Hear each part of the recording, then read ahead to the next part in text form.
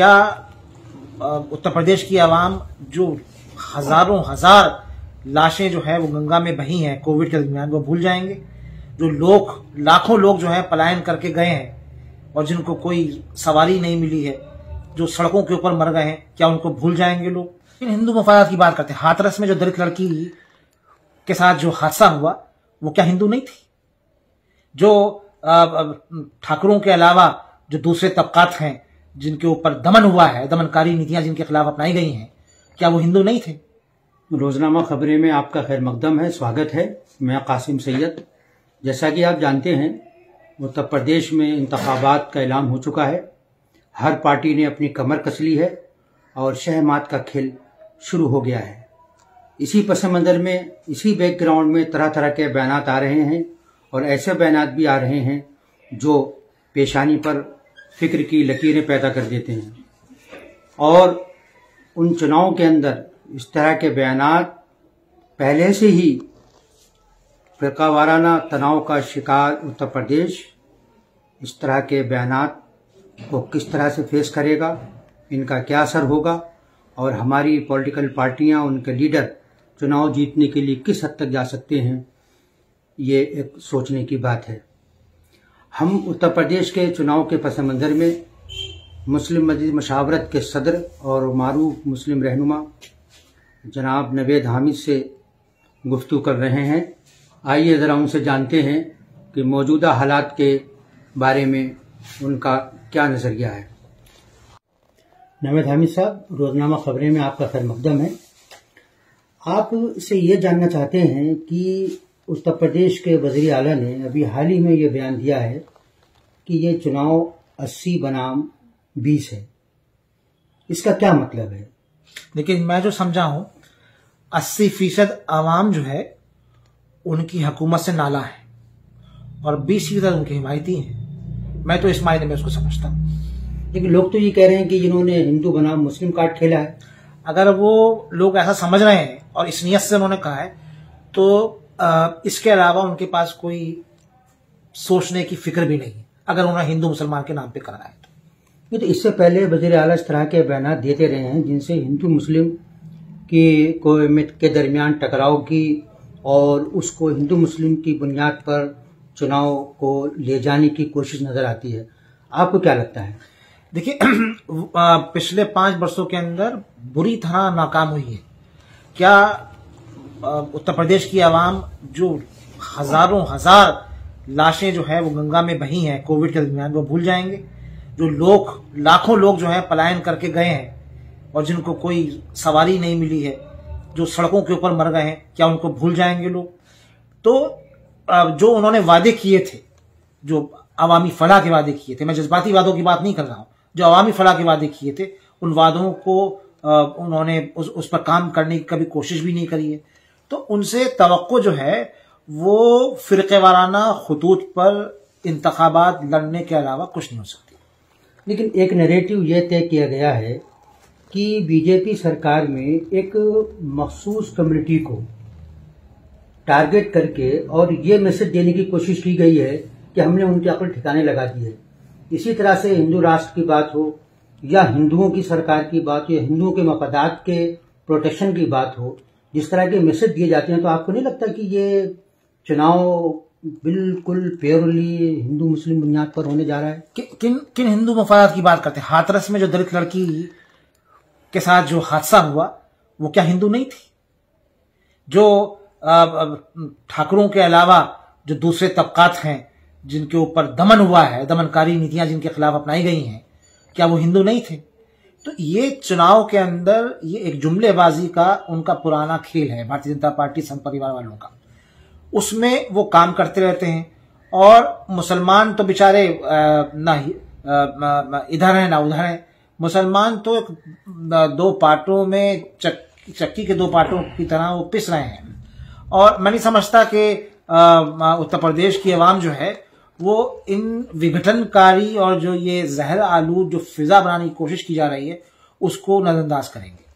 अच्छा, एक बहुत बड़ी पार्टी के लीडर की तरफ से भी हाल ही में बयान सामने आया कि मुसलमानों को अगर समझ में आता है तो वो चाहे बीजेपी को वोट दे दें, इसमें क्या बुराई है। इसी के साथ उन्होंने ये भी कहा है कि किसी एक पर्टिकुलर पार्टी के खिलाफ कैंपेन चलाना या उसको हराने के लिए की कोशिश करना, ये किसी भी तरह से सही नहीं है। आप इस बयान को किस नजर से देखते हैं? देखिए, जहां तक किसी भी पॉलिटिकल पार्टी के खिलाफ कैंपेन करने का मामला है, अगर वो पॉलिटिकल पार्टी अवाम मुखालिफ काम करेगी तो उसके खिलाफ कैंपेन तो किया जाएगा। और दूसरी बात यह है कि भारतीय जनता पार्टी के ताल्लुक से जो बयान सामने आ रहा है कि उनको भी मुसलमानों को वोट देना चाहिए, तो ये कोई नई बात नहीं है। मुसलमान तो उसको वोट देता रहा है। अगर भारतीय जनता पार्टी का तारीख उठा के आप देखें तो सन 82 में जब इसका कयाम हुआ था, तो सन 82 के बाद जो है मुस्तकिल तौर के ऊपर मुसलमान एक जमाने तक भारतीय जनता पार्टी को वोट देते रहे थे। लेकिन पालनपुर के रेजोल्यूशन के बाद और चंडीगढ़ का रेजोल्यूशन, जो दो रेजोल्यूशन हुए, ये दो हिंदुस्तानी सियासत को इसने हिंदुस्तानी सियासत की धारा को इसने बदल दिया। इनके बाद मुसलमानों ने भारतीय जनता पार्टी के ताल्लुक से अपने फिक्र में थोड़ा सा तब्दीली की। लेकिन उसके बावजूद आप हर इलेक्शन का आप डाटा उठा के देखिए, तकरीबन 8 से 12% मुसलमान जो है किसी भी कौम के, अगर 8 से 12% वोटर जो हैं किसी पॉलिटिकल पार्टी के साथ अगर खड़े हुए हैं तो कम नहीं होता है। और ये मैं नहीं कह रहा हूं, ये इलेक्शन कमीशन का डाटा कह रहा है। जब आप हर इलेक्शन के बाद एनालिसिस अगर आप करने की कोशिश करेंगे और पुराने मज़ामीन उठा के देखेंगे तो मुसलमान तो वोट देता आया है भारतीय जनता पार्टी। लेकिन बीजेपी लीडरों की तरफ से तो ये कहा गया है कि चूंकि मुसलमान हमको वोट नहीं देता, इसलिए हम उनका कैंडिडेट खड़ा नहीं करते, क्योंकि हम हारने के लिए हम चुनाव में नहीं जाते। मुसलमान का कैंडिडेट खड़ा कहाँ करते हैं? वो नहीं, वो कहते हैं वोट ही नहीं मिलता तो हम क्या खड़ा करें। मैं उसका जवाब दे रहा हूं।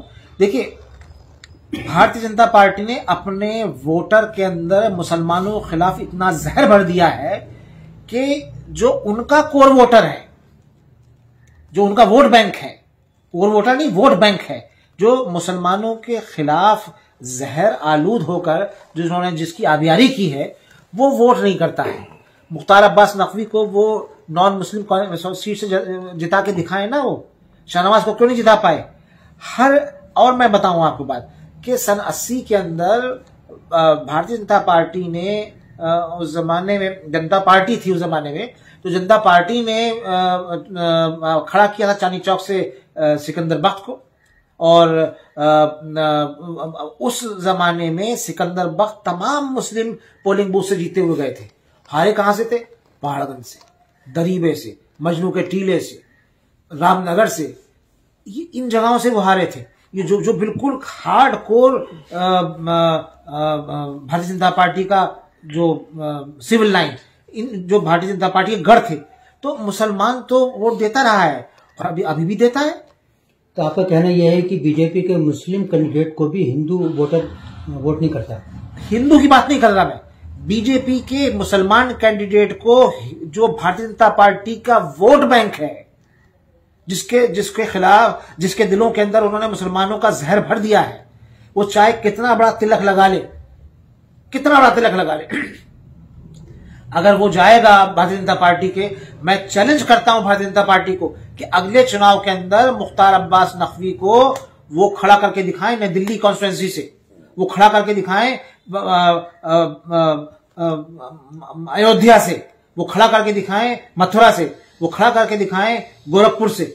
मैं जानूं फिर कि मुसलमान वोट देता है या हिंदू वोट देता है, जब मालूम होगा। अच्छा, एक बात और है, बहुत ही मुख्तसर सा जवाब इसका जो है दीजिए कि जो धर्म संसद में जेनोसाइड की बात की गई है, आपको क्या लगता है कि क्या इस तरह के बयानात को संजीदगी से लिया जा रहा है? देखिए, सरकार की तरफ से संजीदगी नहीं लिया जा रहा, और सबसे बड़ी कमी जो है सरकार के अलावा लोकसभा स्पीकर की है। किसी भी मुल्क के अंदर जो कुछ नेशनल इंस्टीट्यूट होते हैं जिनकी सैंक्टिटी होती है, जिसको माना जाता है कि भाई इनका दुरुपयोग, इनके नामों का दुरुपयोग नहीं होना चाहिए। ओम बिरला क्यों अभी तक खामोश है? क्यों नहीं कह रहे वो बयान दे रहे कि भाई संसद का नाम इस्तेमाल ना कीजिए? संसद तो भारतीय राजनीतिक जो पूरा परिपेक्ष है उसके अंदर तो सुप्रीम बॉडी है ना, एक ऐसी बॉडी है जो जमहूरियत का, जिसको आप मंदिर कहते हैं, आप ही तो कहते हैं मंदिर उसको, जमहूरियत का, लोकतंत्र का, उस जमहूरियत के मंदिर के नाम का दुरुपयोग हो रहा है। और सरकार के साथ साथ लोकसभा का स्पीकर जो उसका कस्टोडियन है संसद का। मुसलमानों में आपको याद होगा 90s के अंदर एक साहब थे, उन्होंने मिल्ली पार्लियामेंट करके नाम बनाया था। कितना चर्चाएं हुई थी, कितने लेख लिखे गए थे कि पार्लियामेंट कैसे हो सकता है, मिल्ली और मुस्लिम पार्लियामेंट कैसे हो सकता है। लेकिन धर्म संसद के नाम पे जहां अधर्मी बातें हो रही हैं, उसका दुरुपयोग हो रहा है धर्म संसद का। सरकार भी खामोश है और लोकसभा के अध्यक्ष भी खामोश है। मैं ये कहना चाहता हूं कि क्या इस तरह के बयान को सीरियसली लेना चाहिए? जेनोसाइड करने की जो धमकी दी गई है, सीरियसली लेना चाहिए। वो बयान सीरियस है। एक सीरियस बयान को, एक ऐसी धमकी को जिसमें आप कत्लो गारतगरी का पूरी कॉल कर रहे हो, क्या वो सीरियस बयान नहीं हो सकता? इस सीरियसनेस के अलावा इसमें ये मुजरिमाना एक कॉल जब भी होती है वो सीरियस होती है। ये मुजरिमाना कॉल है, वहां से ये जेनोसाइड की कॉल है। जेनोसाइड के 10 सीढ़ियां होती हैं, 10 जुमरे होते हैं। ये आठवां जुमरा है ये। और उसके बाद बस अब जेनोसाइड होना बाकी है, कत्लेआम सड़कों पे होना बाकी है। तो ऐसे लोगों पे यूपीए लगना चाहिए। यूएपीए तो ऐसे ही लोगों के लिए बनाया गया था ना। यूएपीए तो ऐसे ही लोगों के लिए बनाया गया था ना। सरकार की दोगली नीति और सरकार का पूरा ये जो कम्युनल एजेंडा है, उसकी वो भरपाई कर रहे हैं, उसकी खाद लगा रहे हैं उनके वोटों के अंदर, इसलिए सरकार खामोश है। आखिरी सवाल, ये यूपी इलेक्शन में ओवैसी फैक्टर को आप किस तरह से देखते हैं? देखिए, ओवैसी फैक्टर एक हकीकत है, लेकिन वोट कितना मिलेगा? मैं 45 वर्षों की मेरी सोशल एक्टिविज्म और पॉलिटिकल एक्टिविज्म है। कभी कभी ऐसा होता है, मैंने बहुत देखा है कि हजारों लोग आते हैं जलसों को सुनने के लिए, क्योंकि वो दिल को छूने वाला बात होती है। लेकिन वोट कितने तब्दील होते हैं ये वक्त बताएगा। तो आपको लगता है कि जो ओवैसी के बारे में कहा जाता है कि ये किसी के लिए काम करते हैं क्या, या किसी के एजेंट के तौर पर काम करते हैं, इस तरह के इल्जाम में जो लोग इल्जाम लगाते हैं उनको सबूत पेश करने चाहिए। आपको क्या लगता है? मुझे तो मैं किसी उस पर नहीं पहुंचा ना, मैंने कभी इस पे सोचा। आपकी कोई राय नहीं है इस बारे में? इस बारे में मैंने सोचा ही नहीं अभी तक। तो है या नहीं है? मेरी बात मैंने सोचा ही नहीं अभी तक। तो आप ये नहीं कहना चाहते कि वो नहीं है? आप ये नहीं कहना चाहते कि वो एजेंट नहीं है? देखिए, वो बिल्कुल दीनी आदमी है। वो दीन का जो, और मैं समझता कि अगर दीनी आदमी होके कोई इस तरह काम कर सकता है। तो वैसी फैक्टर किसको नुकसान पहुंचा सकता है? ओवैसी फैक्टर किसको नुकसान पहुंचा सकता है? किसको फायदा पहुंचा सकता है? किसको? भाई देखिए ना, ओवैसी फैक्टर जो है फायदा किसको पहुंचा सकता है? वो तो फायदा तो उन्हीं को होगा, अगर जो एजेंडे से वो चल रहे हैं, अगर वो चलते रहे तो उन्हीं को होगा। और नुकसान किसको होगा? नुकसान तो आवाम का होगा। तो क्या मुसलमानों को, क्योंकि वो खास तौर से अपील करते हैं, तो क्या उन्हें वैसी की सुनना चाहिए या मुल्क के जो हालात हैं उसको देखते हुए वोटिंग करनी चाहिए? देखिए, इंतखाबी सियासत के अंदर वोट देते वक्त सिर्फ एक फैक्टर काम नहीं करता है। कभी कभी अपने मुफादात को कुर्बान करके बड़े मुफादात, मुल्की मुफादात को सामने भी लोग रखते हैं और रखना भी चाहिए। तो ये थे नवेद हामिद, सदर मुस्लिम मजलिस मशावरत, जिन्होंने हर तीखे सवाल का बहुत ही बेबाकी के साथ जवाब दिया।